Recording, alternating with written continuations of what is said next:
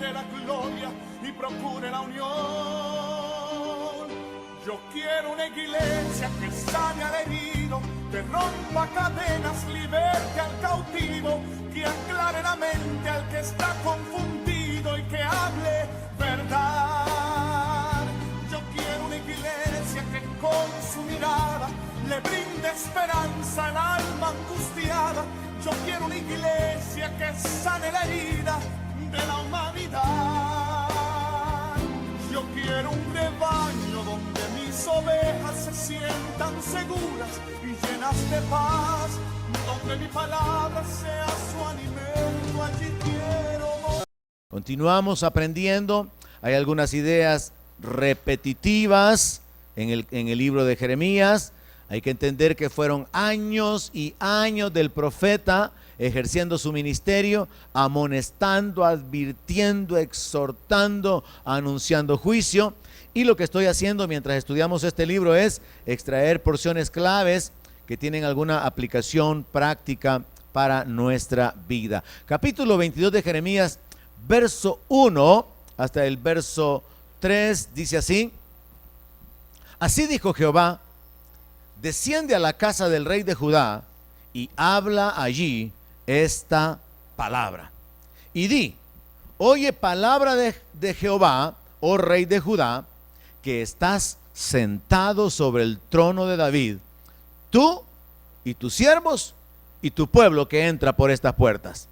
Así ha dicho Jehová, haced juicio y justicia, librad al oprimido de mano del opresor, y no engañéis, ni robéis al extranjero, ni al huérfano, ni a la viuda, ni derraméis sangre inocente en este lugar. El capítulo 22 comienza con un enfoque bien directo al rey de Judá. Usted debería de saber que después de David el reino quedó en manos de su hijo Salomón, pero después de Salomón, debido a que Salomón pecó contra Dios, adorando a ídolos, Dios rompió el reino y entonces se separó lo que se conoce como el reino del norte, el reino de Israel, de Judá. Entonces hay dos líneas de reyes en la Biblia.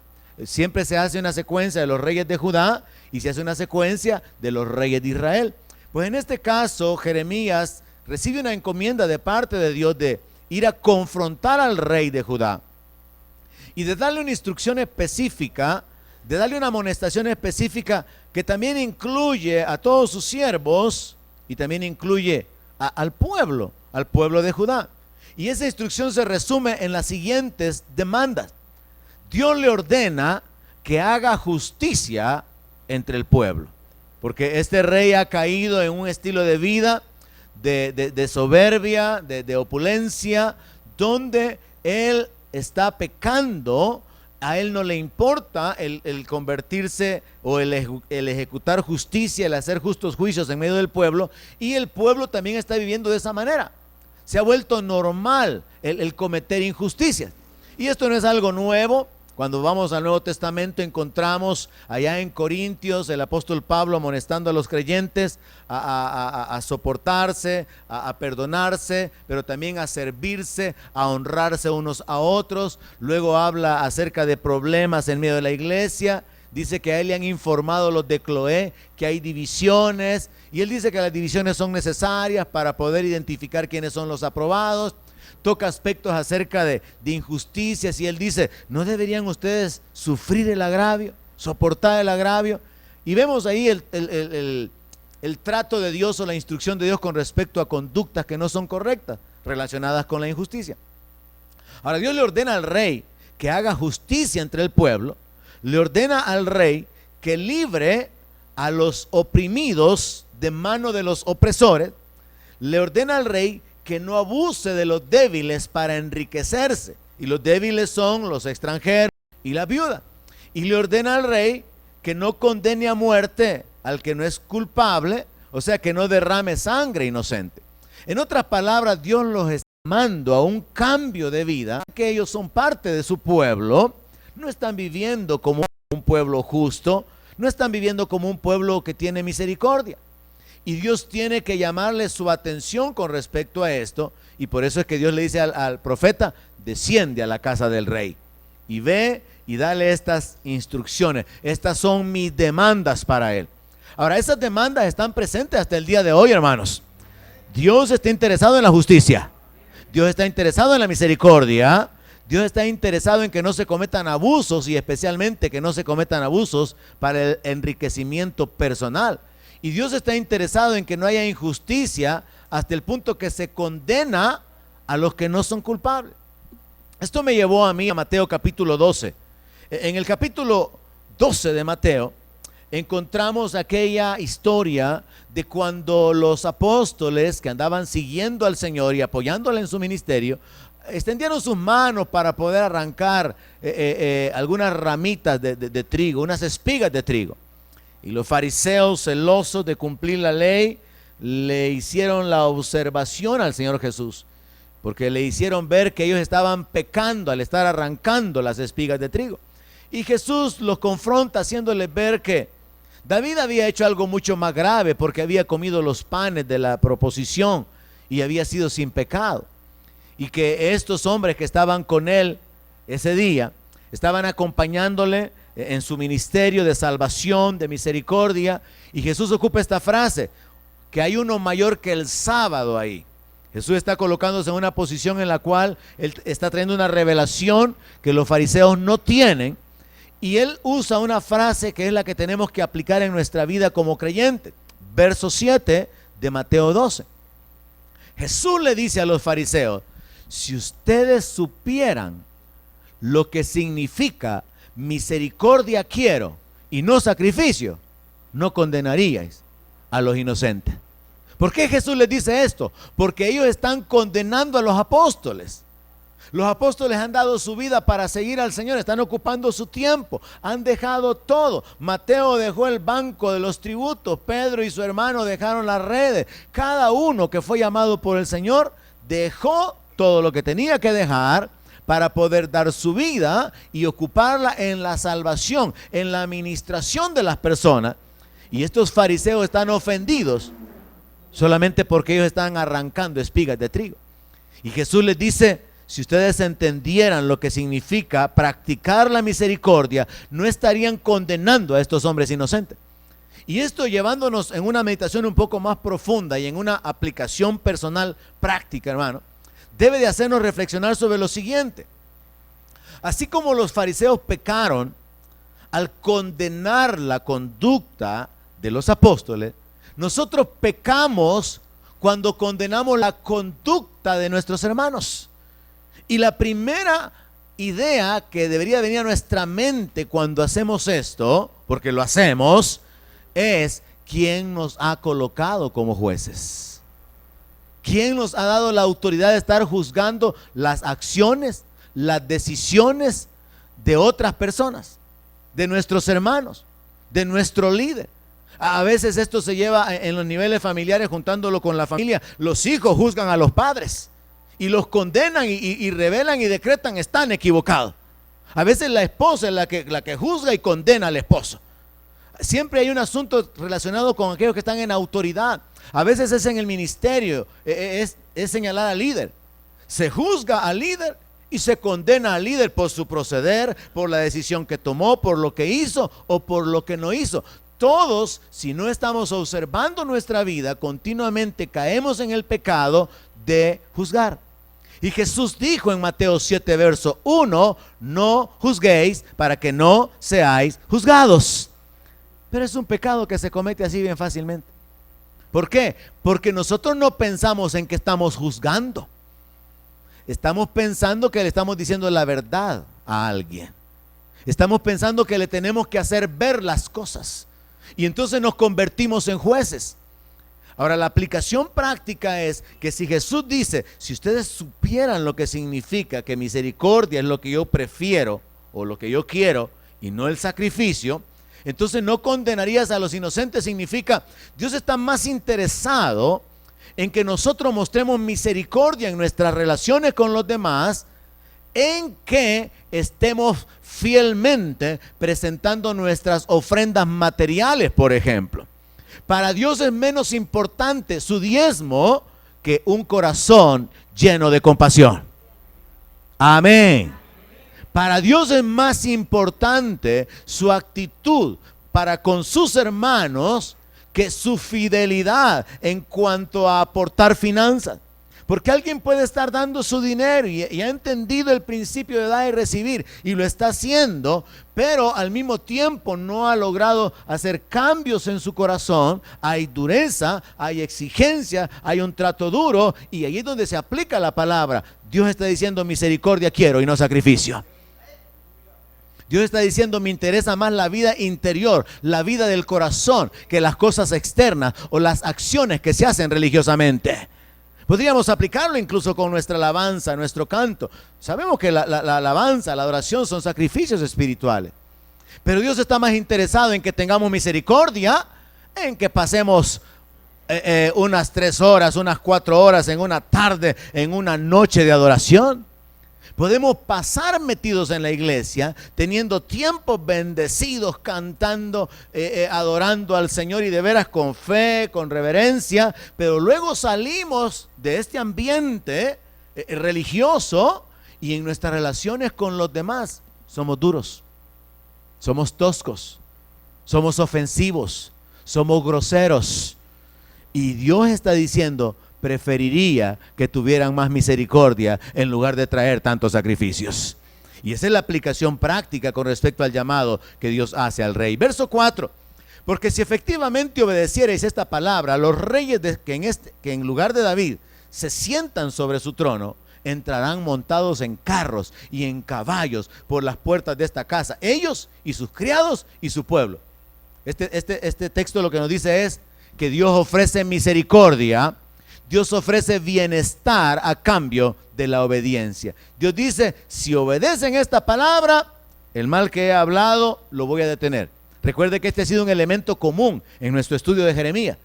Dios siempre envía la advertencia sobre el juicio, pero en el camino Dios da una luz de esperanza. Dios siempre muestra que Él se deleita en hacer misericordia. Verso 5: mas si no oyereis estas palabras, por mí mismo he jurado, dice Jehová, que esta casa será desierta, porque así ha dicho Jehová acerca de la casa del rey de Judá: como Galaad eres tú para mí, y como la cima del Líbano. Sin embargo, te convertiré en soledad, y como ciudades deshabitadas. Prepararé contra ti destruidores, cada uno con sus armas, y cortarán tus cedros escogidos, y los echarán en el fuego. Y muchas gentes pasarán junto a esta ciudad, y dirán cada uno a su compañero: ¿por qué hizo así Jehová con esta gran ciudad? Y se les responderá: porque dejaron el pacto de Jehová su Dios, y adoraron dioses ajenos, y les sirvieron. Lo que podemos extraer de esta porción de la palabra es que la terquedad en seguir desobedeciendo causa que se confirme el juicio. Mire, hermano, Dios es paciente, Dios es lento para la ira. Y cuando uno se desvía, cuando uno está mal, Dios no viene inmediatamente a traer el castigo sobre nuestro pecado. Dios nos da tiempo para el arrepentimiento. Siempre Dios ha actuado de esa manera. Pero cuando después de la advertencia, la reprensión, la amonestación sobre el pecado que se está cometiendo, y la persistencia en la terquedad de parte del pueblo se manifiesta, entonces el juicio se hace firme y definitivo. Y entonces Dios dice que Él ha jurado por sí mismo que la casa va a ser desierta.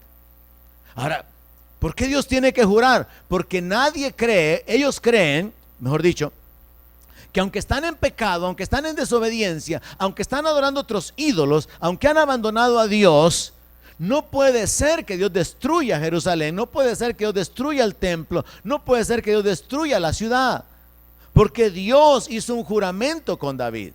Y Dios habló acerca de que de su descendencia se iba a levantar un rey para siempre. Entonces, en la mente humana, ellos piensan: si Dios juró que de la descendencia de David se levantaría uno que sería rey para siempre, y ellos ignoran que se trata de Jesús, ellos piensan: Dios no va a destruir la ciudad, y Dios no va a cortar la descendencia del rey. Entonces Dios tiene que establecer un juramento para poder establecer que su juramento previo hecho a David queda anulado. Ahora Dios jura por sí mismo que va a tener que destruir la ciudad.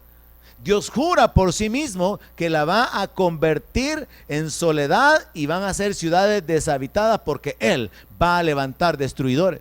Y Él explica que la razón es la terquedad del pueblo en continuar pecando. Y Él explica que el castigo viene como consecuencia particularmente de haber roto el pacto y de haber adorado a dioses que no son dioses, a dioses ajenos. En otras palabras, tenemos que entender el porqué del juicio. Dios trae un juicio porque su pueblo rompió el pacto.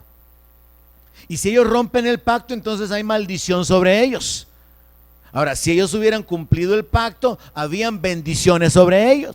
Entonces, la razón número uno por la cual Dios tiene que traer el juicio es porque ellos rompieron el pacto y se convirtieron en una nación o en un pueblo idólatra.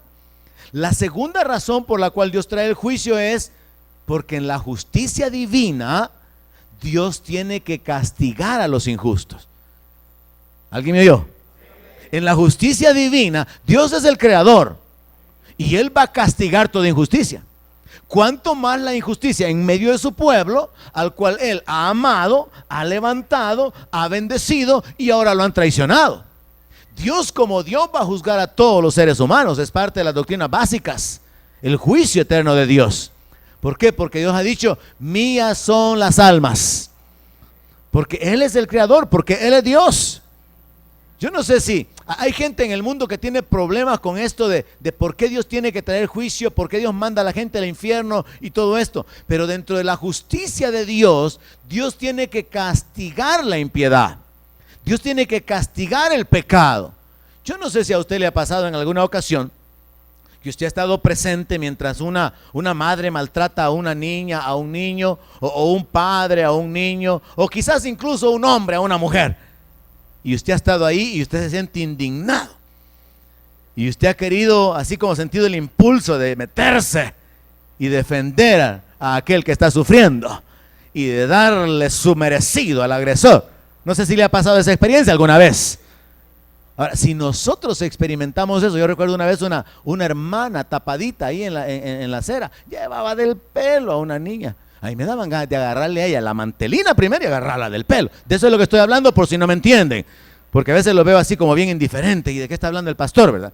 Entonces, cuando uno ve la injusticia, hay un sentido de justicia que se levanta dentro de uno. ¿Alguien dice amén? Ahora, si nosotros que somos criaturas y somos injustos y somos pecadores, sentimos eso al ver la injusticia, ¿cómo cree que pasará con Dios, que es verdaderamente justo?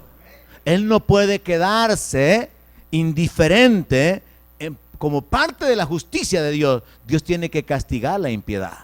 Así que hay que verlo de esa manera. Dios castiga a los pecadores por causa de su naturaleza de justicia. Verso 10. No lloréis al muerto, ni de él os condoléis. Llorad amargamente por el que se va, porque no volverá jamás, ni verá la tierra donde nació. Porque así ha dicho Jehová acerca de Salum, hijo de Josías, rey de Judá, el cual reinó en lugar de Josías su padre, y que salió de este lugar. No volverá más aquí, sino que morirá en el lugar a donde lo llevaron cautivo, y no verá más esta tierra. A menos que hagamos lo que estamos haciendo esta noche, tratando de detenernos un poquito en los detalles, podemos pasar por alto una serie de cosas y no entenderlas. ¿Qué significa eso de no llorar al muerto? ¿Qué significa eso de llorar amargamente por el que se va?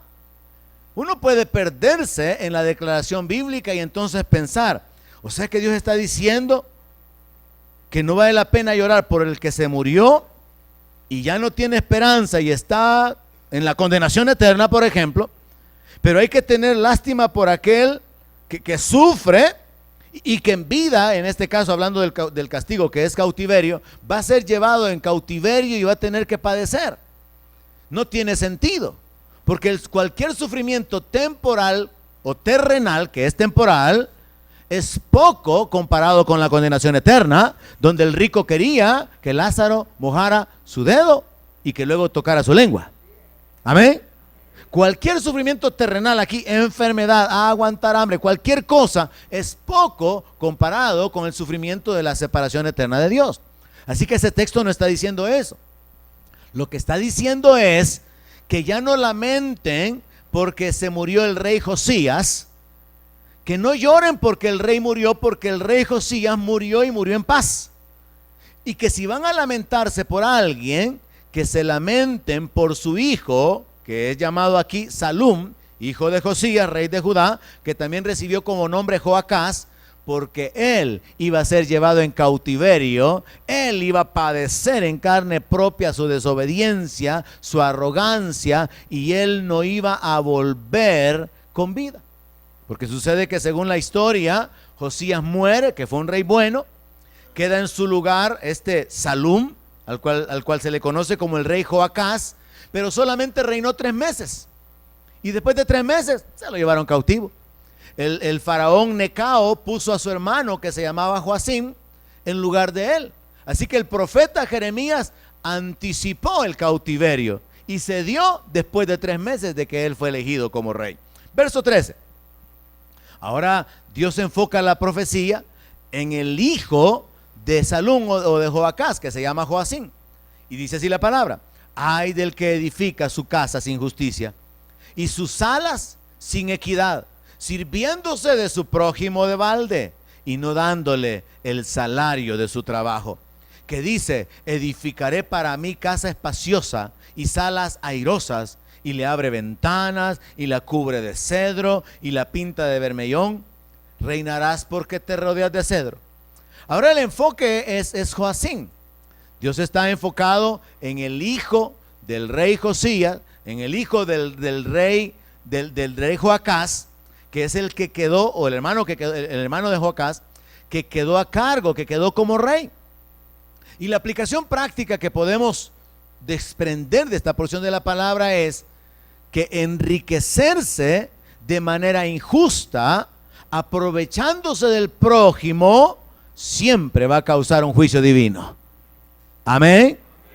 El enriquecerse, el aprovecharse de otros, el no pagarles lo que habría que pagarles, el robar el sueldo, el quitar a la viuda, el quitar al huérfano, el aprovecharse de los débiles, eso acarrea el juicio de Dios. Hasta el punto que en el Nuevo Testamento, en Santiago, el apóstol escribió: aullad ahora ricos, y emite una sentencia en contra de los ricos. Y no está hablando únicamente de los ricos inconversos, porque esa es una carta para la iglesia. Y está hablando acerca de que el jornal de los trabajadores clama, porque no les ha sido pagado. Dios al final traerá toda obra a juicio, hermano. Y yo aquí recuerdo el testimonio del pastor Hernán, cuando él dijo que como él había comprado, no sé si 3 casas y tenía 2 carros, cuando él era miembro de la banda de los Pitufos, la banda de cuatreros de allá por Aguilares, cuando él vino a Cristo, cuando él se convirtió al Señor, porque él lo conocí yo en Mariona, cuando él vino a Cristo y comenzó a caminar con el Señor, él se dio cuenta que poco a poco todas las riquezas que había hecho de una manera mala vida se estaban comenzando a desvanecer. Y con el correr del tiempo se llegó a dar cuenta que todo lo que había tenido, que había conseguido en base a los robos y al cuatrerismo que había practicado, todo lo había perdido. Y Dios en su misericordia se reveló a su vida diciéndole, cuando él consultó a Dios sobre esto, ¿verdad? Y Dios le habló y le dijo que todo lo que tenía lo había hecho de una manera injusta, a través del robo. Y que Dios no quería que él tuviera nada que él hubiera conseguido a través de esa manera, y que quería que volviera a comenzar. Así que él cuenta en su testimonio que él tuvo que volver a comenzar en el área material. Ahora, este sería un caso en el cual en la misericordia de Dios lo único que vino fue la pérdida de todas las cosas que se habían logrado de una manera mala vida. Pero lo que vemos aquí como principio es que Dios trae juicio cuando alguien abusa de otros, cuando alguien se enriquece aprovechándose de otras personas. Así que esta es una aplicación práctica en la que también nosotros tenemos que encontrar la aplicación de una manera individual. ¿Qué injusticia estoy cometiendo yo? ¿O qué injusticia pretendo cometer que me va a dejar a mí en ventaja, me va a dejar a mí beneficiado? Pero ese beneficio posteriormente se va a convertir en juicio de parte de Dios. En el verso 15, Dios le pregunta a través del profeta a este rey: ¿reinarás porque te rodeas de cedros? O sea, como quien dice, ¿piensas que vas a reinar por causa de tu poder, de tu riqueza, de tu robo, independientemente de mi voluntad? Porque al final hay que entender esto, hermano. La Biblia dice que Dios quita reyes y pone reyes. Ahora, ¿cómo entendemos entonces que hayan reyes malos? Es que la verdad es que todos los reyes y todos los gobernantes sin Dios son malos. Aún nosotros, siendo creyentes, cometemos injusticias. Amén. Aún los presidentes cristianos se han metido en problemas. Amén. Porque es una gran responsabilidad y hay una naturaleza de pecado con la que tenemos que lidiar o con la que tenemos que luchar. Pero lo cierto es que Dios quita reyes y Dios pone reyes. Ahora, los reyes pueden estar en una posición de autoridad, ya sea por el favor de Dios o por la tolerancia de Dios. Es como lo que mencionaba acerca del movimiento de los líderes, porque están haciendo bien las cosas o porque no están haciendo bien las cosas. Entonces Dios puede dejar a un rey porque tiene su favor, o Dios puede dejar a un rey no porque tiene su favor, sino porque Dios está siendo tolerante, esperando que cambie, porque al final Dios va a traer toda obra a juicio. Y Dios va a juzgar a los pequeños y a los grandes, dice el libro de Apocalipsis. Verso 15 continúa diciendo: ¿no comió y bebió tu padre e hizo juicio y justicia y entonces le fue bien? Él juzgó la causa del afligido y del menesteroso y entonces estuvo bien. ¿No es esto conocerme a mí?, dice Jehová. Lo que Dios está haciendo a través del profeta es tratar de hacer reflexionar al rey de que la vida no consiste en la abundancia de bienes, como también el Señor Jesucristo lo dijo. Mire, la existencia del ser humano puede reducirse a lo básico, que es tener techo, tener vestimenta y tener comida. Pero el afán nos lleva a tener cosas mejores, cosas más grandes, cosas más caras, y en ese afán mucha gente se ha metido en problemas. Por eso la palabra dice que los que intentan enriquecerse caen en lazo. La Biblia dice que el amor a las riquezas es la raíz de todos los males. Entonces Dios le está revelando a este rey que el papá de él no necesitó mostrar su gloria construyéndose un palacio como él lo está haciendo. Le quiere mostrar a este rey que su padre mostró la dignidad a través de la justicia y a través de la misericordia. Pero él, por otro lado, siendo un rey injusto, lleno de avaricia, lleno de maldad, quiere mostrar su gloria a través del palacio que está construyendo para él. ¿Cómo se puede aplicar esto en la vida práctica? Hay gente que pretende mostrar su grandeza a través de las posesiones. Pero las posesiones son materiales, son temporales, se deterioran, son robadas, y al final eso da una posición de respeto, da una posición de dignidad. Pero la verdadera gloria de la persona son las virtudes que ella tiene, no son las posesiones que tiene.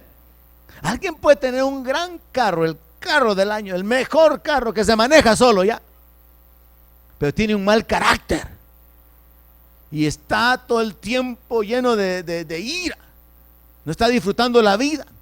Puede tener lo mejor, puede tener la mejor comida, puede tener sirvientes a su disposición, y eso puede darle una posición, eso puede darle una dignidad en el mundo.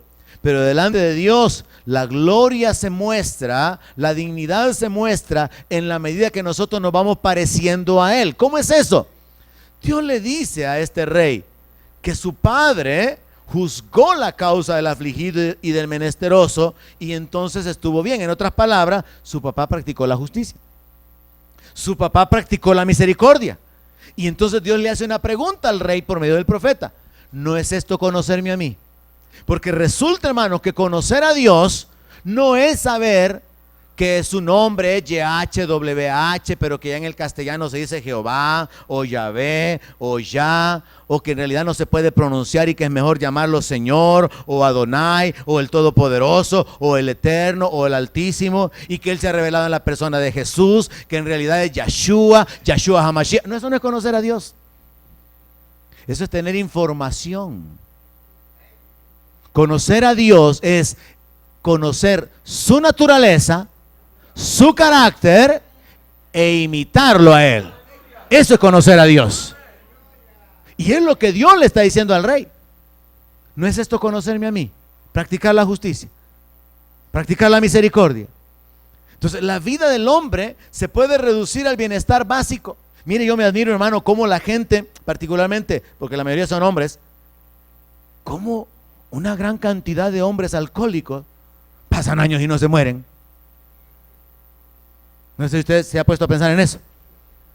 Se mueren, ¿verdad? Se mueren, sí, porque se mueren. Pero pasan años y no se mueren. ¿Sabe qué puedo yo probarle con esto? Que el cuerpo necesita poca alimentación. Pero nosotros cuando queremos tamales, queremos 10, ¿verdad? Especiales. Cuando queremos pizza, queremos la mitad de la pizza. Cuando queremos costillita, media libra o 3/4 de libra. Si es gallina asada, la mitad, por favor. Y 2 platos de sopa. Pero en realidad la vida del ser humano se puede resumir a lo básico. Y por eso en 1 Timoteo 6:8 dice: así que, teniendo sustento y abrigo, estemos contentos con esto. Sin embargo, hay un montón de cristianos que no están contentos. Porque quieren vacaciones, quieren ir aunque sea a Guatemala, quisieran ir aunque sea a Los Chorros de vez en cuando. ¿Y qué dice la palabra?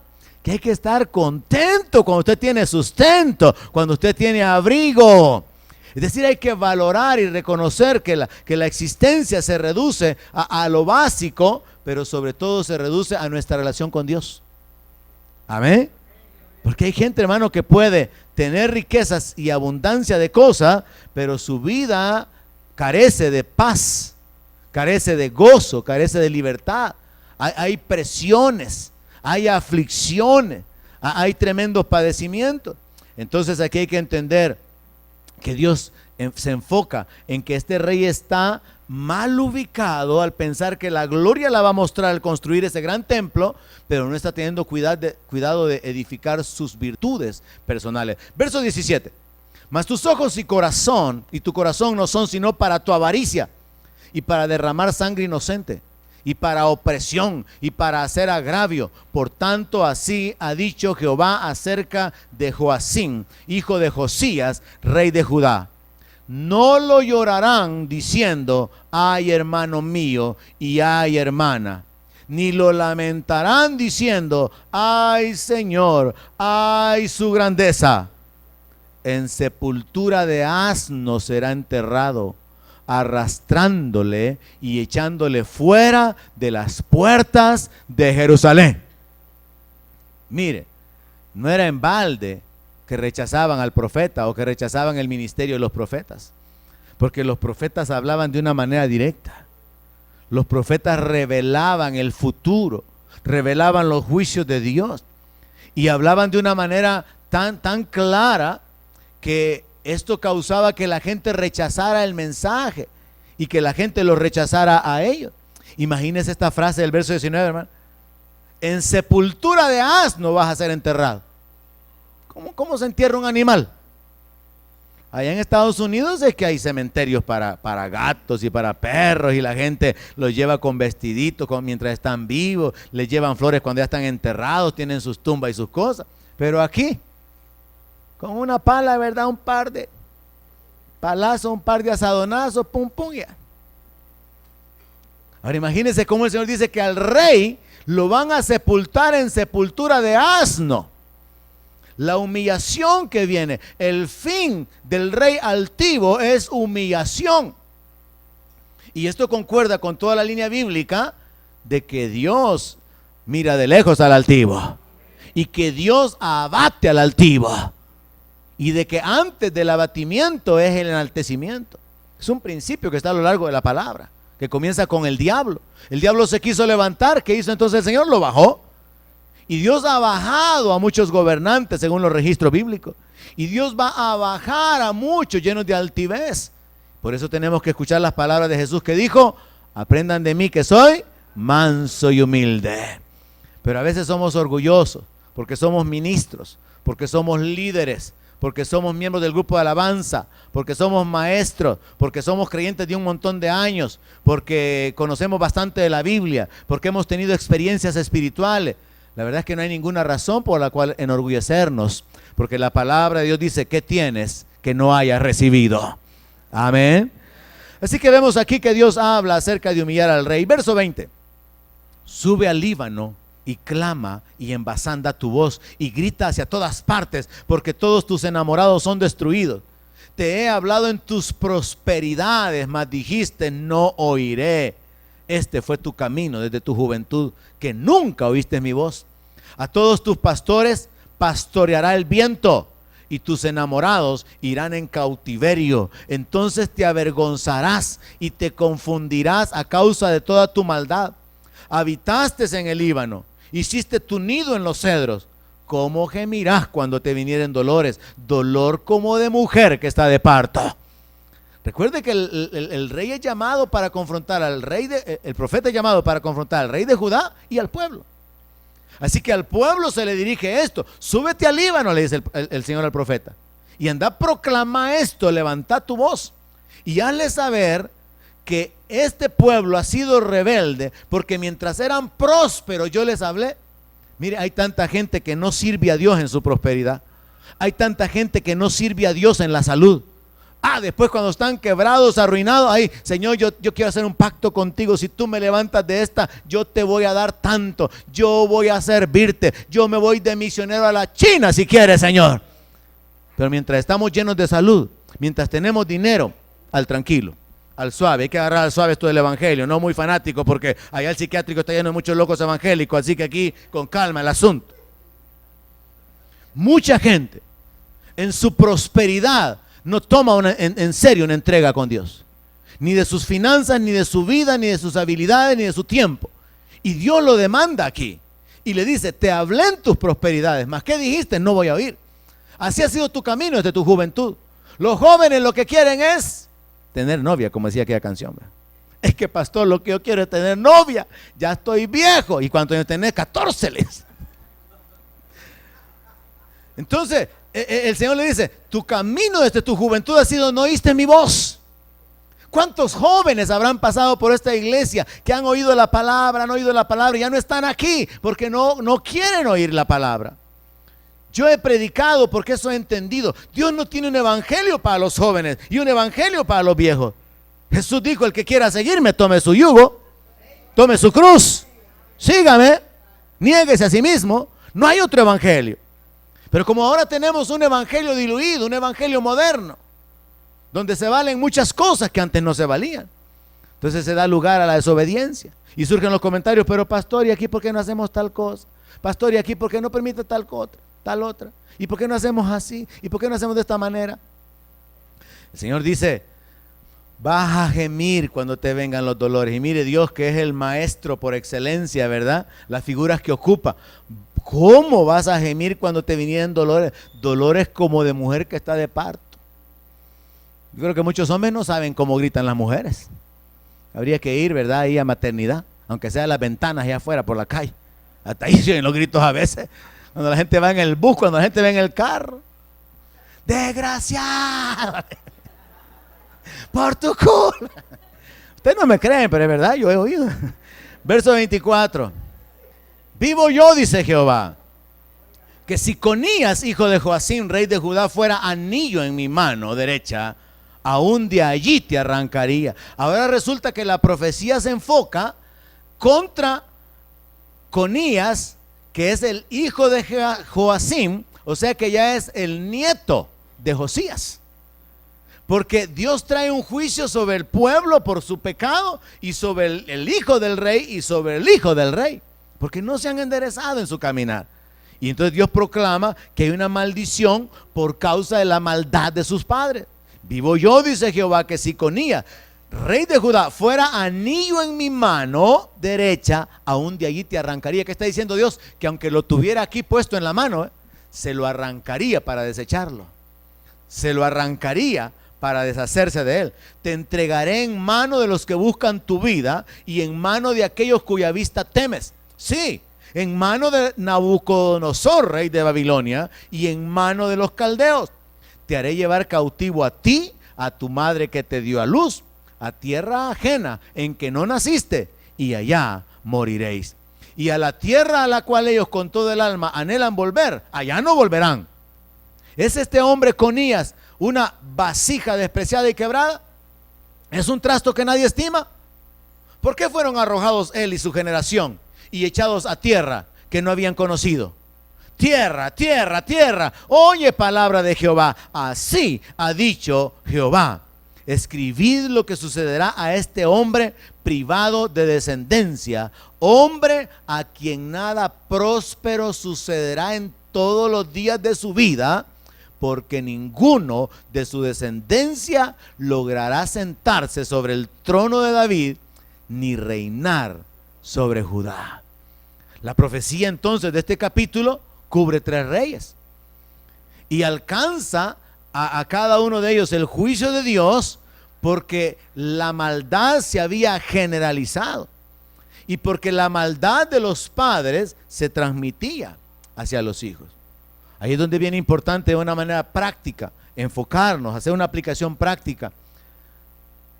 Cuán necesario es cubrir a nuestros hijos y enseñarles el camino del Señor. Cuán importante es cubrirlos con oración. Cuán importante es no cansar de enseñarles, de aconsejarles, aunque ya estén un poco grandes, tratar de instruirlos para que les vaya bien.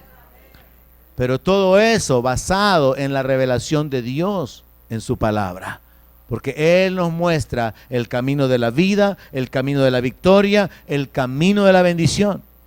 Y hay que insistir y hay que cubrir a nuestros hijos para que ellos, en lugar de estar rodeados o cubiertos por la maldad, puedan ser rodeados por la misericordia y por la gracia de Dios. Amén. Nos detenemos aquí, oremos sobre esto y que el Señor nos ayude, hermanos, para poder aplicar esta palabra en nuestra vida. Padre, te damos las gracias en el nombre de Jesús. Gracias porque estamos en pie, podemos abrir nuestra boca, levantar nuestras manos, porque tú nos sostienes con tu diestra. Padre, gracias porque podemos meditar en tu palabra, sabiendo que las cosas que han sido escritas para nuestro provecho han sido escritas. Y que a través de estos registros históricos podemos aprender acerca de tu voluntad. Y tu voluntad es la misericordia. Tu voluntad es la justicia. Tú nos amonestas para que no nos convirtamos en jueces de otros, para que no juzguemos y de esa manera evitemos hacer una siembra y no tengamos que ser juzgados. Señor, tú te revelas a través de tu palabra que tú traes juicio sobre toda impiedad, sobre todo abuso, sobre las riquezas ilícitas, sobre todo aprovechamiento de los indefensos, de los desvalidos. Padre, gracias porque a través de tu palabra nosotros conocemos tu carácter. Y esta noche podemos aprender que el conocerte a ti no es un asunto de información, ni siquiera de conocer tu plan de salvación. Es un asunto de conocer tu naturaleza, tu carácter y de imitarte a ti. Ayúdanos, Señor. Te damos las gracias por tu palabra en la cual hemos meditado esta noche, pero te pedimos, Padre, en el nombre de Jesús, que tú por tu Espíritu nos la recuerdes y nos ayudes a ponerla por obra. Que podamos dominar nuestras pasiones, sujetar nuestras pasiones, impulsos, intentos de maldad, sentimientos, pensamientos de injusticia, y siendo llevados cautivos a la obediencia a Cristo. Y que podamos caminar en tu temor, Señor. Que podamos caminar en justicia. Que podamos caminar practicando la misericordia. Que podamos recordar cada día que misericordia quieres y no sacrificio. Ayúdanos, Padre. Te damos las gracias en el nombre de Jesús por la vida, tus bendiciones, tu paciencia, tu bondad. Te damos la alabanza, te damos a ti la adoración, te damos la gloria y te pedimos que te manifiestes en nuestra vida, que continúes dirigiendo nuestros pasos y que continúes con el poder de tu Espíritu Santo ayudándonos a transformarnos a fin de que podamos alcanzar la estatura del varón perfecto. Ayúdanos, Padre. Te necesitamos. Te necesitamos, Señor. Reconocemos nuestra injusticia. Reconocemos nuestra dureza, nuestra falta de misericordia. Reconocemos nuestra falta de inclinación a la santidad. Reconocemos nuestra falta de bondad, Señor. Lo reconocemos, lo confesamos. Y te pedimos que tú nos ayudes. No podemos limpiarnos, límpianos tú. No podemos ser cambiados o transformados. Transfórmanos por el poder de tu Espíritu Santo. Obra tú en nuestra vida. Da gloria a tu nombre, Señor. Recuérdanos tu palabra. Fortalécenos y vivifícanos para la gloria de tu nombre. Ayúdanos, Señor, a escapar del juicio. Ayúdanos, Señor, para librarnos de sembrar juicio. Ayúdanos, Padre. Obra en la vida de nuestros hijos. Guárdalos. Revélate a ellos. Ayúdanos para poder instruirlos, enseñarles, aconsejarlos, estorbarles. Pero sobre todo, Padre, revélate tú en la vida de ellos, atrayéndoles con cuerdas de amor. Esta noche clamamos por nuestros hijos. Clamamos por tu protección, clamamos por tu manifestación en su vida. Donde mi palabra sea su alimento, allí quiero morar.